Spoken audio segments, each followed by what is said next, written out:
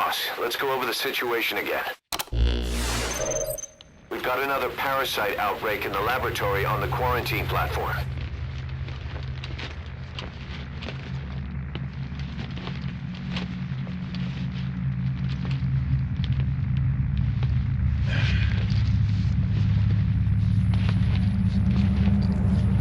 What is this? No idea.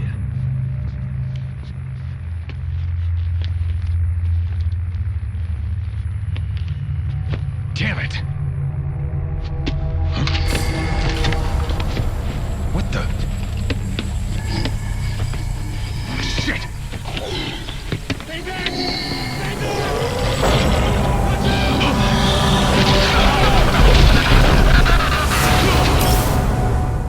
We've sealed all the exits to keep it from spreading. No one's getting out. One of the researchers inside managed to isolate the parasite behind the outbreak. He faxed over his findings. Code Talker's analyzing them now. Why this new outbreak, despite our inoculation? This is still unclear. Introducing the Wolbachia to the infected prevented symptoms during the last epidemic. The parasites lodge in the victim's throat, forming a mating pair. But the Wolbachia turns the male to female. Two females can neither copulate nor lay eggs. That's why the rescue team went in with more Wolbachia. But the outbreak still isn't under control. They should not be capable of laying eggs. Yet, we have a new outbreak. And the Wolbachia have no effect. I pray this is not some new strain. If it is, then someone may have brought it here. If there's a spy running around. For now, we must focus on discerning the outbreak mechanism. The cases show another alarming new development. It is now even more difficult to tell who is infected. The eggs propagate out of sight. No external symptoms. One who appears healthy may be dying on the inside. What the hell happened in there? Boss, I still can't raise the rescue team I sent in. We know how to proceed if we just knew how to ID the symptoms. Finding that out is part of your job in there.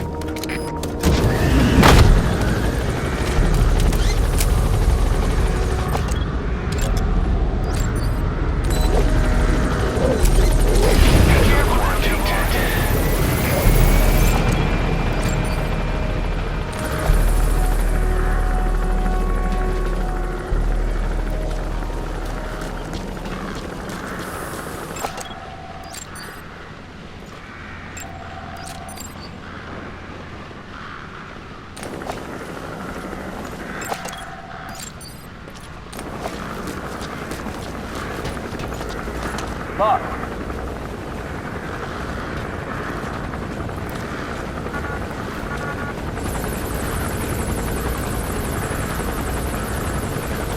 Look.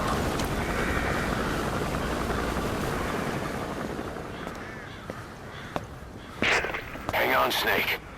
We've just had a transmission from inside. Here's the audio. It all makes sense now. I win. Where's it coming from? Unknown. It cut off before we could get a fix. It all makes sense. Think he means the parasite? No way to know. But right now, that's all we've got. Hopefully he can tell us something. We'll have to close the tent behind you, boss. Don't think the infection's airborne, but...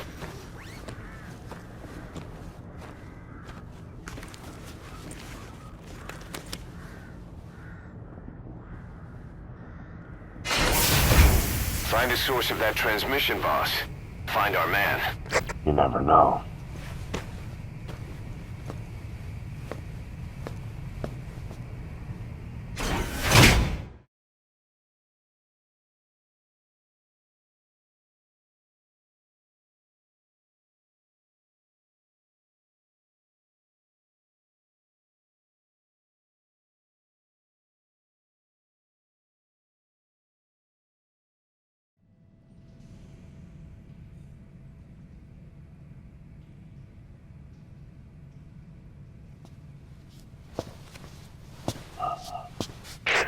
What is it?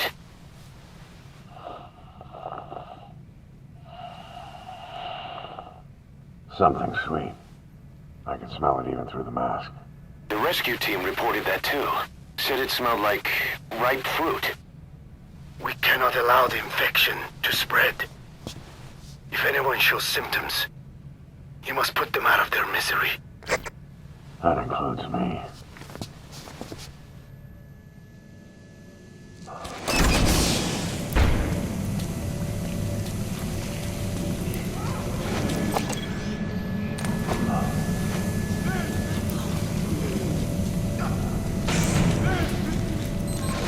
Guess the parasites killed him. Don't touch him. He's covered in blood.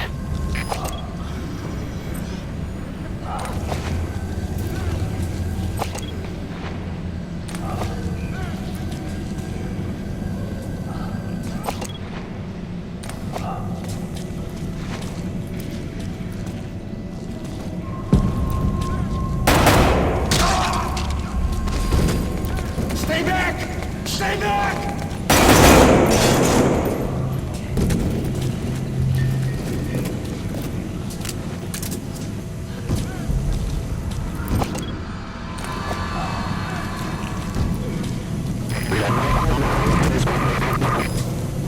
Was that more of the message? We'll try to clean it up.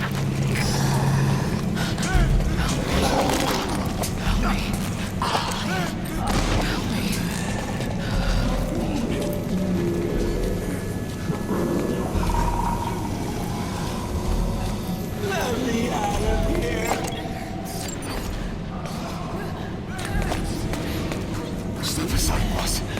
I just want to go outside. I can't die in this hell. I'm not infected. I can't be right. If I am,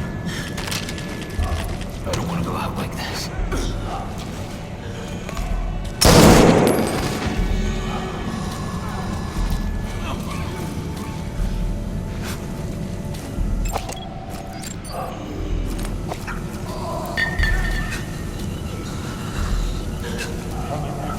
The boss will come.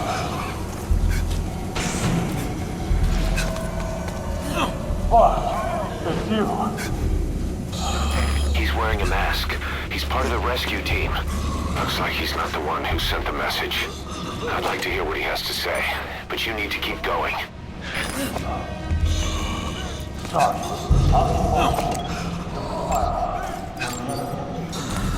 Bring myself back. Another transmission.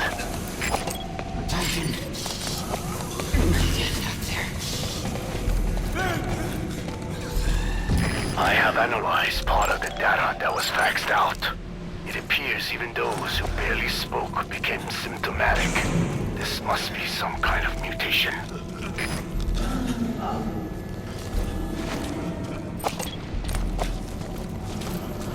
Get us out of here!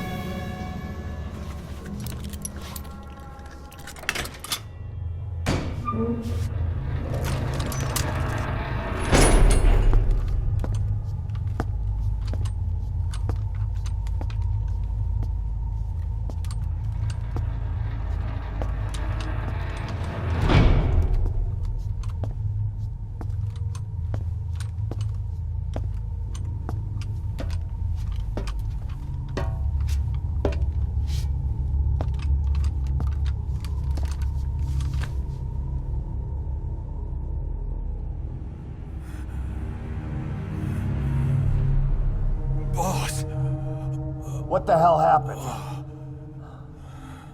at least you're okay. What's going on? I win. I'm no snail.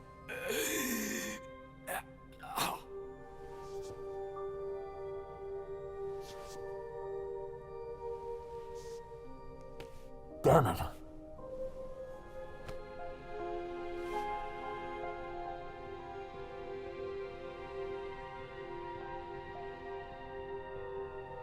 so he sent the transmission.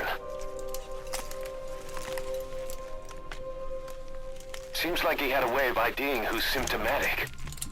But what was he trying to say? Snail. Yes, of course. It all makes sense now. Do not let anyone showing symptoms get outside.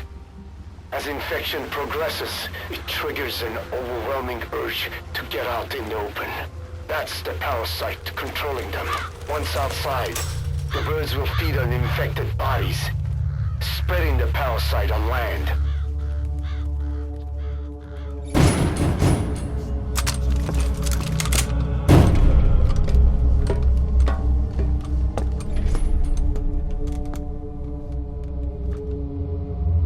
The whole world will be infested.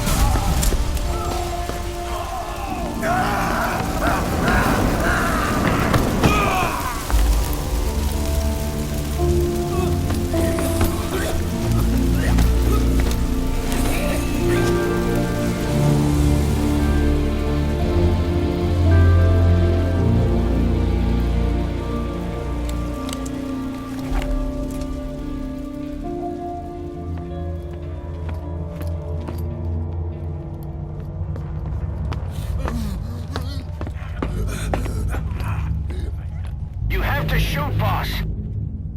We can't let them outside. Damn it. We can't allow any contagious individuals to leave. Shoot, Snake!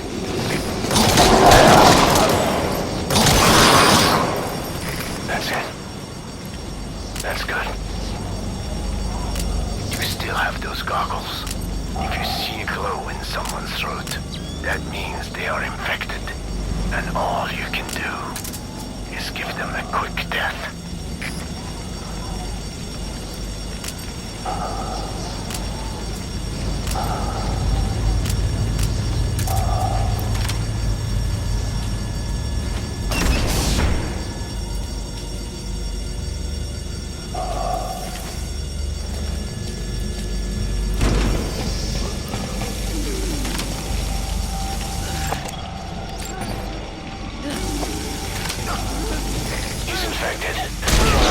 We can't save him now.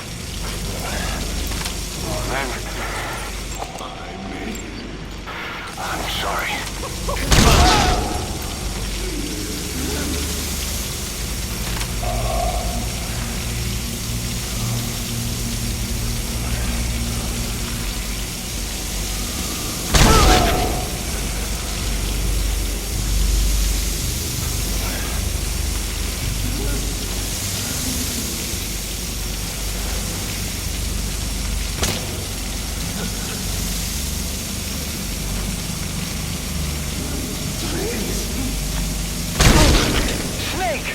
You just killed your own...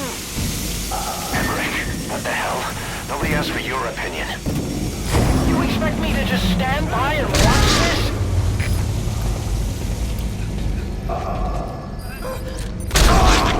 Here to kill us.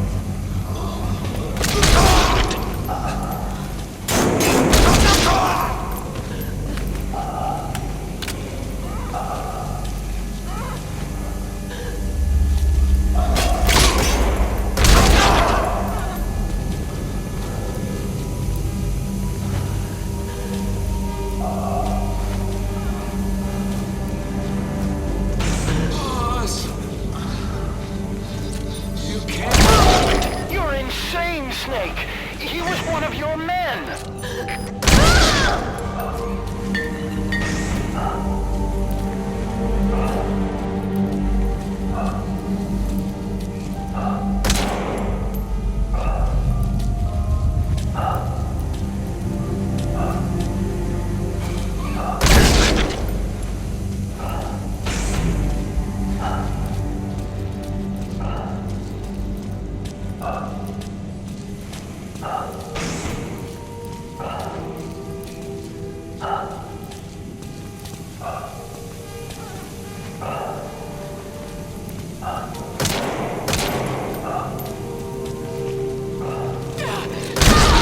You yourself said we're a family.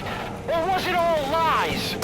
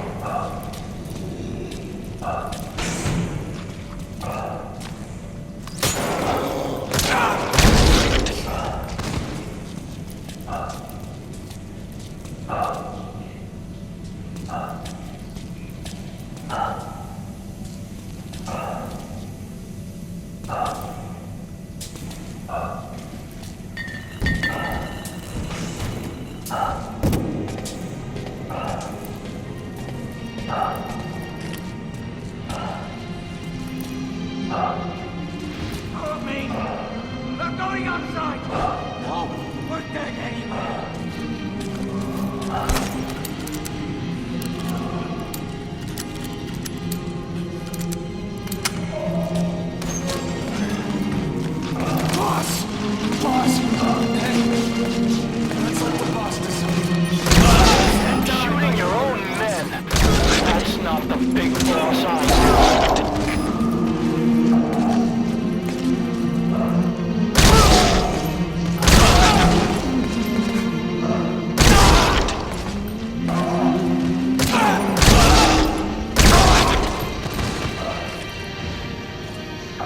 Hang on, boss.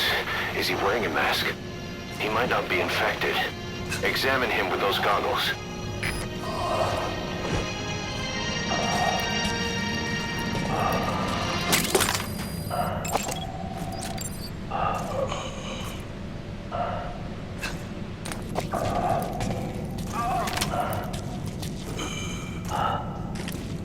Carry the rescue team member to the exit. He's the only one not infected. Thank you, boss.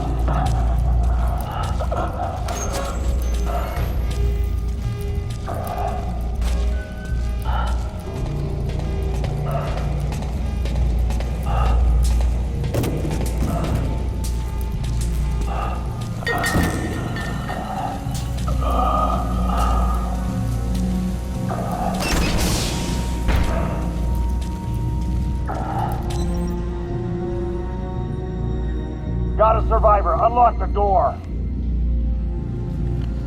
Wait. I don't think I made it after all. What? You just checked him. Could it have progressed this quickly? Boss, take another look at him with the goggles.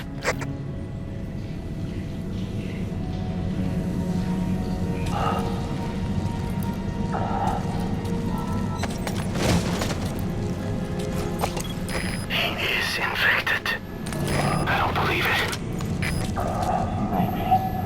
I got in through my wounds. I'm sorry, boss.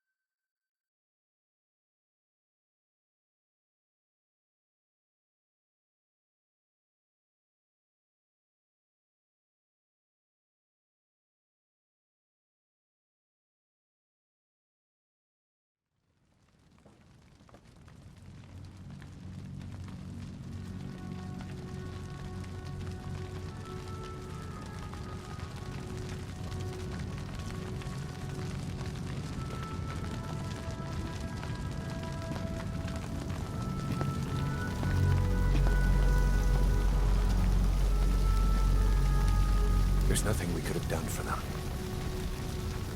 We're all grateful, boss.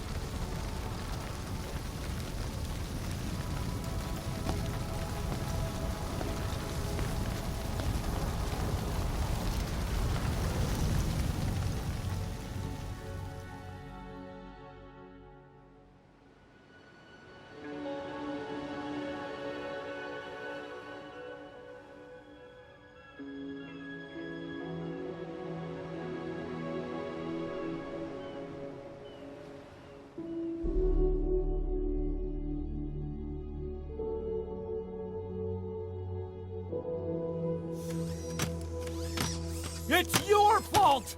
They're dead because of you! What? He's right. I killed him with my own hands. They were on your side! I'm on your side! And you turned them all to ashes!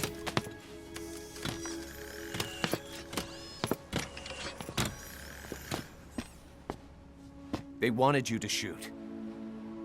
It was that or be burned alive. Come on. Let's get this over with.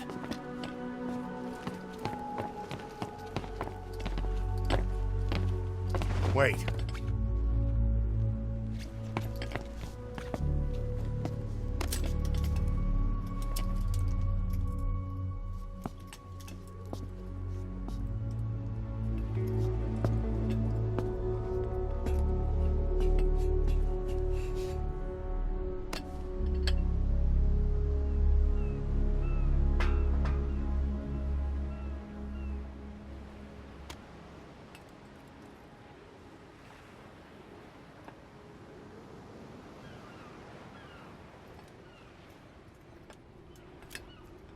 I won't scatter your sorrow to the heartless sea.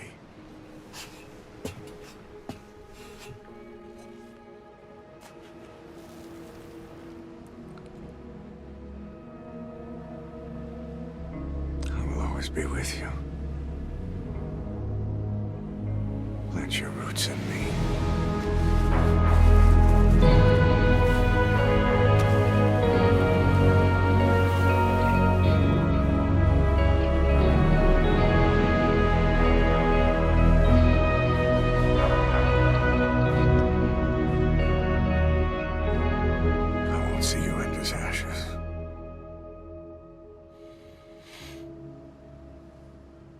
You're all diamonds.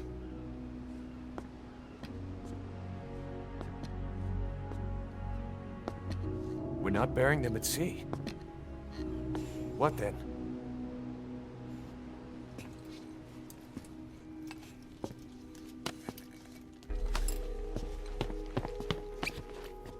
We'll make diamonds from their ashes. Take them into battle with us.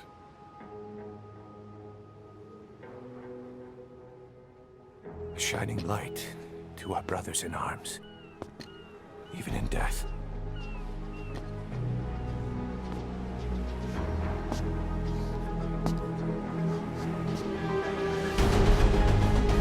We are diamond dogs.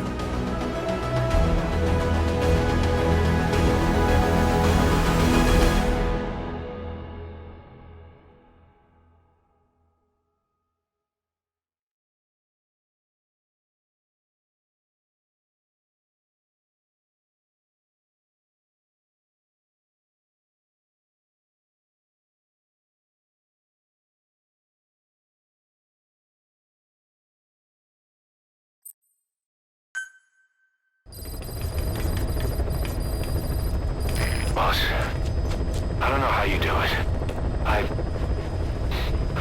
All I could do was obsess over revenge, doubting my comrades along the way.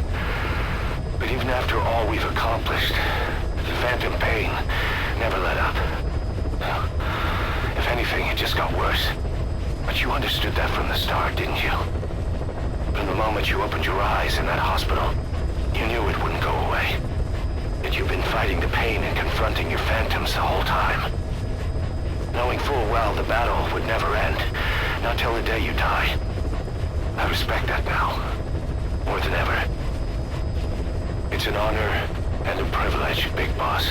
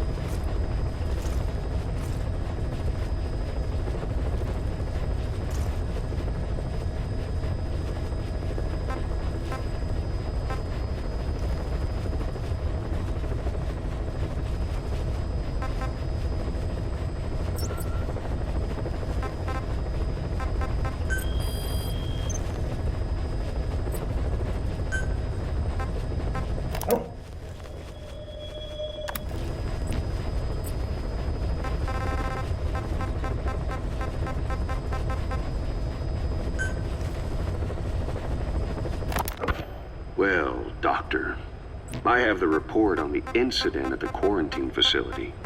Assuming the vocal cord parasite underwent a mutation.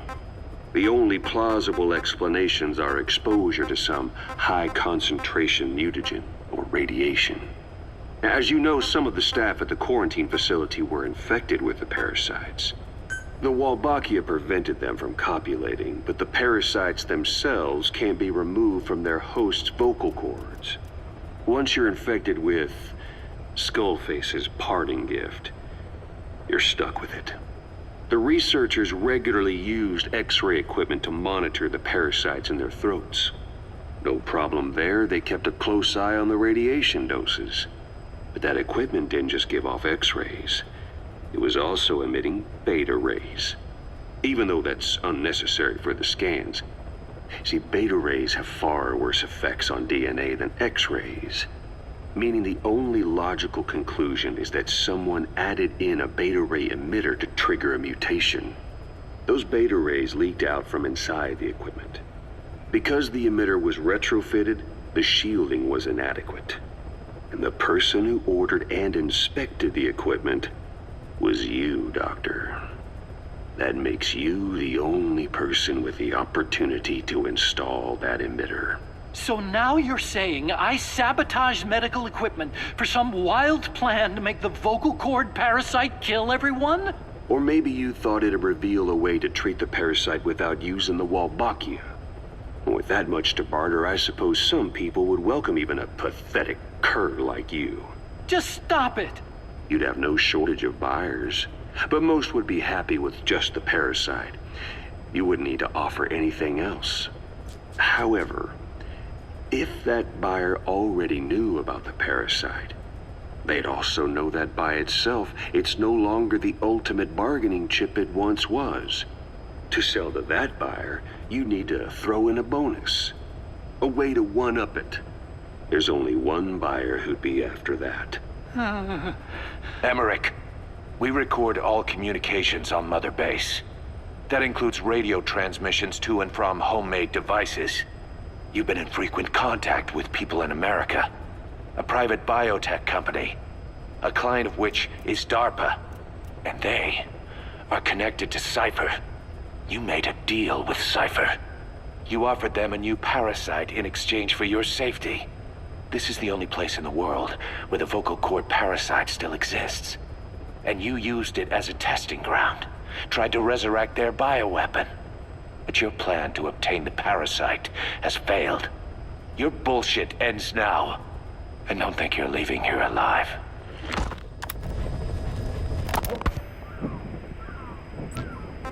Hours after exposure to the blood of a symptomatic colleague, I found myself making my way up the stairs to this room. And I am not alone. Everyone who's infected, we've all come up here wanting to get outside. I know full well I mustn't leave, given the possibility I'm infected. Yet, I can't contain this urge I feel inside me, like the alcoholic who tries to make any excuse for one more drink. Every step I took up those stairs filled me with this sense of bliss. I still have all my wits about me. It took no time at all to rewire the electronic lock and open the emergency exit. Then, just as I was about to set foot outside, I finally realized what was going on. This desire for freedom is not my own, but that of the vocal cord parasites inside me. They want the ravens to feed on us, pecking us to death. Attracted by these sweet secretions, they have mutated to facilitate this. The sweet smell is powerful enough to attract even a species with such a weak nose. So, before the parasites take complete control, I must. Most of the staff in here are already infected. At least, everyone I've looked at is. Infection with this parasite causes a high fever in the pharynx. I have modified a pair of night vision goggles to react only to this temperature range. With these goggles, you can identify who is infected. Other infected will, like me, feel compelled to make it outside. If the ravens get their meal, they'll head for land next. That cannot be allowed to happen. The whole idea of the vocal cord parasites was that they'd only copulate once exposed to a specific language over time. But the parasites infecting our men in the laboratory laid their eggs straight away. The larvae were eating their lung tissue almost immediately. What kind of mutation was it? Those who were infected and cured still carried the vocal cord parasites in their throats.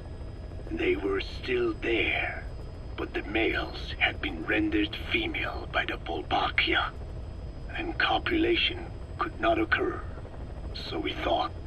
But it is the Wolbachia that mutated. Not the parasites? You remember I told you the Wolbachia attempts to maximize its number of female infected hosts? Yes, hence the male-to-female transformation. Precisely. But other Wolbachia strains use different methods. Cytoplasmic incompatibility, killing the males, and parthenogenesis. Parthenogenesis? Aphids? Aphids use that to reproduce via females only. Very good. The females lay their eggs without a male present, creating clones of themselves in explosive numbers. Parthenogenesis was originally a means for an organism to take maximum advantage of abundant resources by increasing its numbers. Certain strains of Wolbachia force this to occur, to create more and more infected females. And that's why our men develop symptoms in the blink of an eye. Wolbachia causing parthenogenesis is common in parasitic wasps. Of course, the Wolbachia I introduced to your men did not have this characteristic, but I believe the mutation, whatever it was, caused it to force parthenogenesis in its host, the vocal cord parasites. The Wolbachia we used to prevent egg laying became the agent of limitless reproduction. There's something else. The symptomatic infected in the laboratory all wanted to get outside, even knowing there was napalm waiting for them out there. You said the parasites made them act that way, but parasites controlling humans. Is it possible? Parasites altering the host's behavior is a common occurrence in the world of nature. Long ago, the vocal cord parasites had this ability. But even I never foresaw they might control humans. Until I heard the things your man said. You mean the researcher on the top floor? The bit about, I'm not a snail? Yes. Among parasitic worms, there is a genus called Leucochloridium that uses snails as intermediary hosts. As you know, snails prefer dark, gloomy environments. But once parasitized by Leucochloridium, they desire to be in the light. And that is not all. The parasitic worms thrust themselves into the snail's antennae, making them swell to abnormal size. The snail, meanwhile, frantically wiggles its antennae as the parasites squirm inside. The swollen, wriggling antennae soon resemble caterpillars. I don't get it. It is so they can be eaten by birds. Leucochloridium needs a bird as its definitive host. to breed, they require their snail host to be snapped up by a predator. So they make the humble snail appear to be a delicious caterpillar and lead it to somewhere in open sight. So you mean the staff trying to get outside Was so the birds could peck at them. The parasites altered their mental state, making them crave higher places and to be outdoors. I can only surmise that both the Wolbachia and the parasites mutated before the ancestors of the vocal cord parasites infected humans. Their hosts were birds. What we saw in the laboratory was some throwback to that time. The parasites attempting to make birds their intermediary hosts. It sounds insane. A praying mantis that is host to a parasitic hairworm will dive into water and drown itself, just so the hairworm can lay its eggs in water. Rats infected with Toxoplasma gondii lose their instinctive caution and run right up to cats. Just some of the many ways parasites control the host. But we're humans. Surely our minds are too complex for that. I thought just the same. Free will is what makes us human, so it never occurred to me that the parasites could be controlling the symptomatic. But the mood, the will of a person can be easily affected by the balance of their cerebral substances. Take the toxoplasma I mentioned. It does infect humans, and it is thought the infected develop a more reckless attitude. But to think that mutations occurred in both the Wolbachia and its parasite hosts. Your observation is most apt. Both mutations occurring at once indicates the presence of a powerful mutagen. I see. Keep working on narrowing down what it was.